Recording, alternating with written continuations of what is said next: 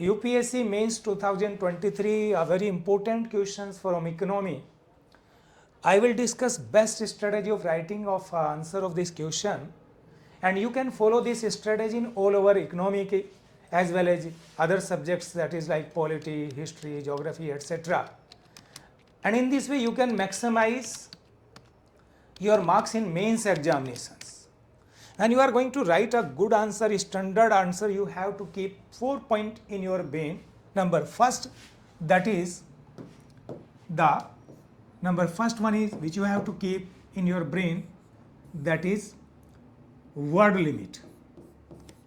Word limit. Second main issue, time limit. I will discuss one by one of these points. Third, structure of your answer. Structure of your answer. And fourth, quality content. Quality content. First point, word limit. As you know, this question was the fourth question in your paper, and its word limit was 150. For determining these 4-point word limit, time limit, structure and quality, priorly you have to understand the structure of these questions. Every question should be fragmented in 3 parts. When you are talking about the word limit, that is introduction. Second one is expansion. And third one is conclusion. Word limit means your answer should carry up to 150 or 55 or less than round about 48, means round about 150, 55, etc. That is your word limit. As you know, you have to write down at least 3,500 words in your general study, each paper, first, second, third and fourth. It means 150 word limit questions will carry or you provide you only 7 to 8 minutes.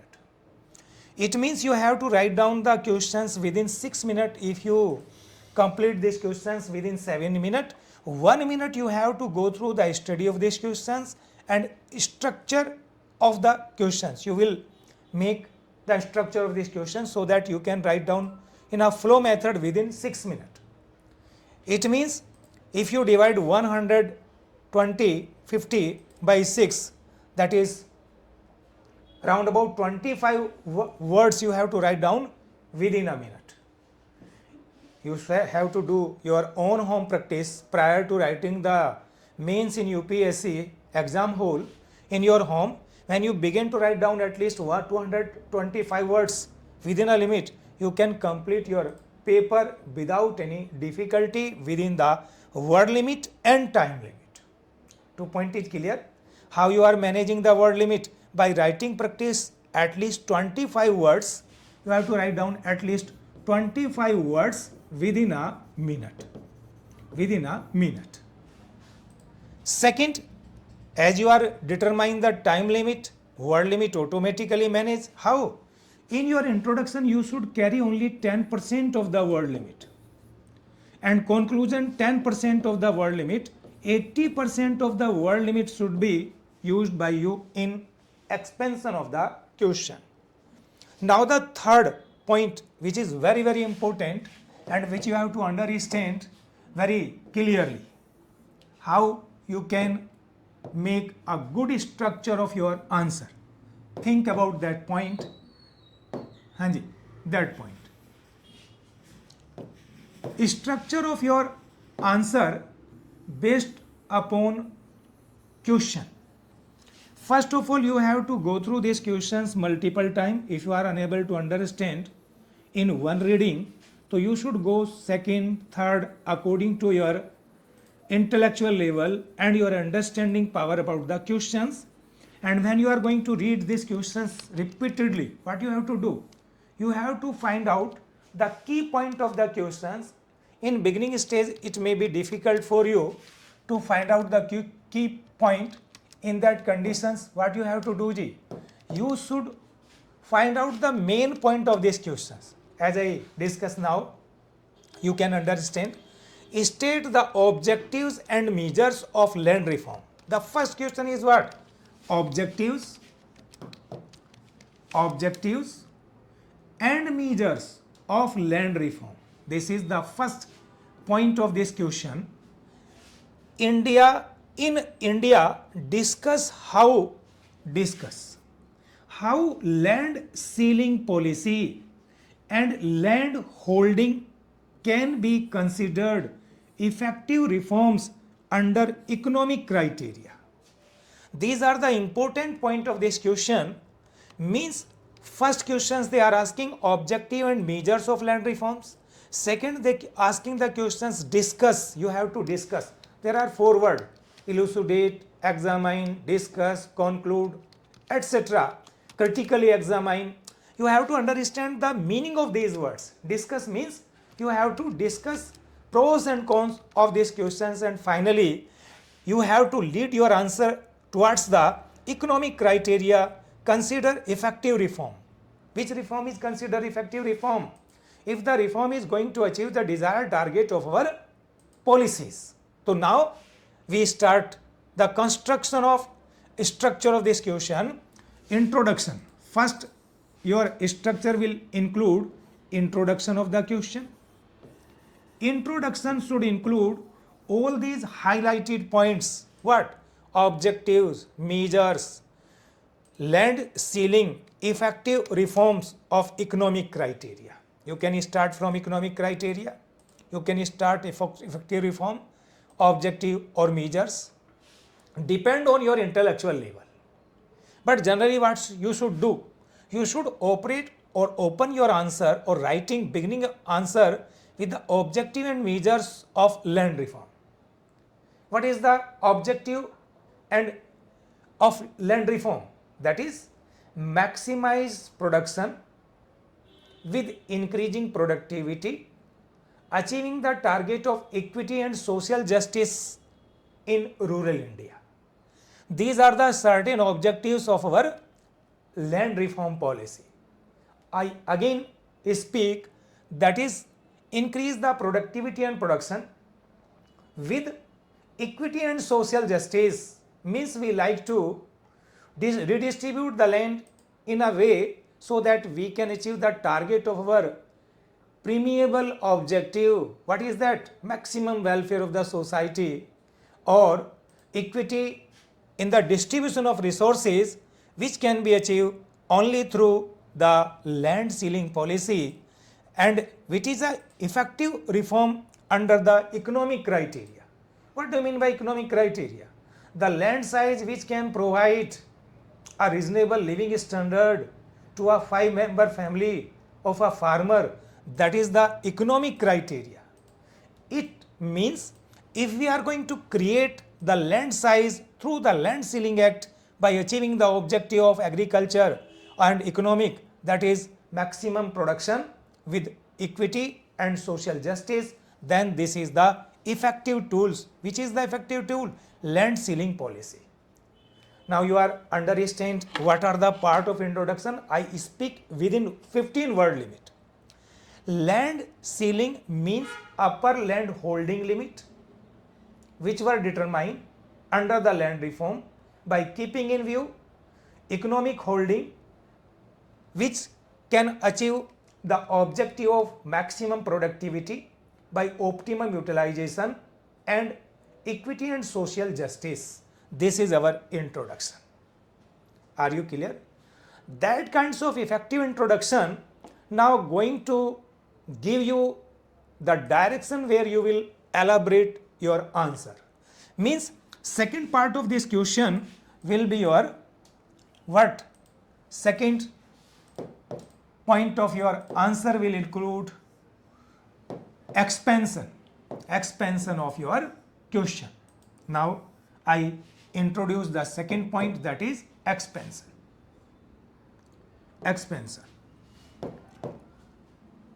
Second point is expansion.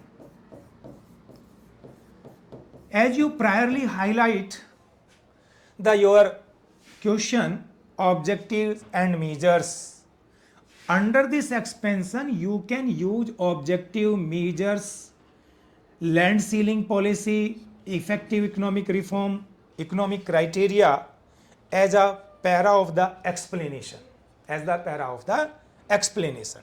But when you are going to do so, you should keep in mind, you should lastly explain the objective. Means in your last para, suppose you have to write on these questions 120 word. If you are making 3 para, then each para will carry 40 words. If you are making 4 para, then each 4 para, then each para will carry 30 words. Suppose I am taking 4 para. Number first, I start from economic criteria. What is economic criteria? Last to first. Economic criteria. What is the meaning of economic criteria? Means we are going to create economic holding by the land reform policy through the effective implementation of Land Ceiling Act of 1972. You elaborate that one. As I recall your knowledge and memorize you, when the chief ministers of all the state under the chairmanship of Prime Minister of India in 1972 passed the Land Ceiling Act by keeping in view the land holding unit, maximum land size in irrigated and unirrigated area, they decided that 5-member family can hold up to 15-acre land in irrigated area, 22 to 44-acre land in unirrigated area. Presently, these limit reduced to respectively in case of irrigated 10 acre, in case of unirrigated 20 acre. And one family which have mother, father and 3 unadult children can hold this upper land holding limit. Rest of the land will be acquired by the government for the redistribution among the landless, farmers, laborers, etc. This was the land ceiling policy. And when they defined the economic holding, they clearly defined that that holding of that size of land which can provide the reasonable living standard to a particular 5-member family of a farmer. That was the policy. You have to explain this economic criteria under first heading. Second, you explain what are the measures of this land reform policy. What are the measures? You will explain. Land reform policy were based on 3 major reforms. Eradication of intermediaries, usually explained shortly in this second para. That is measures. Measures means the part of land reform, eradication of intermediaries, tenancy reform. Tenancy reform include regulation of rent, tenancy right protection, giving the right of agricultural land to the tenant. These are the tenancy reform. And third one is land consolidation and cooperative movement. Under this heading you will summarize the measures, and in third one you will elaborate what are the objective, because we are suffering from the deficiency of food grain priorly. That is why government introduced 2 major reforms, that is land reform and green revolution since 66-67, land reform since 1947. You will elaborate that our objective was to achieve the food self-sufficiency, quality life in rural areas. That is why the main objective was to increase the productivity and production with equity and social justice. That is the main objective. You will elaborate under third point. And fourth one, what? If this land reform policy effectively implemented, then definitely we achieve this target. But due to some weakness in the implementation of land reform policy, we failed to achieve these target. And finally, in conclusion, what you say? In conclusion, you can include in your conclusion present objective of the government of India, that is inclusive welfare. And as you know, the main cause of poverty, the backwardness or underdevelopment of our rural India. Agriculture sector is still now is underdeveloped, irrigation facilities, etc. I am discussed the separate point, but you have to give only the effective word in your conclusion. What will be the effective word? It is clear about the above explanation that if we, by keeping in view objective of land reform policy and actual achievements are not according to our desire, according to our expectations.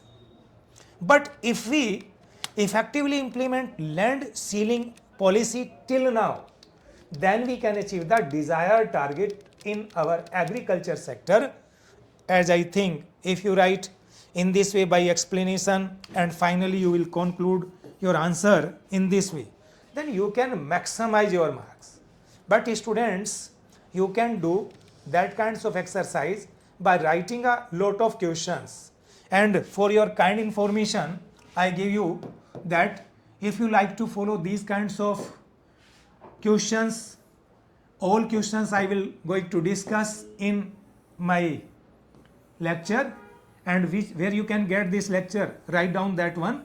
You can go through my coaching institute website, that is www.theeconomica.org.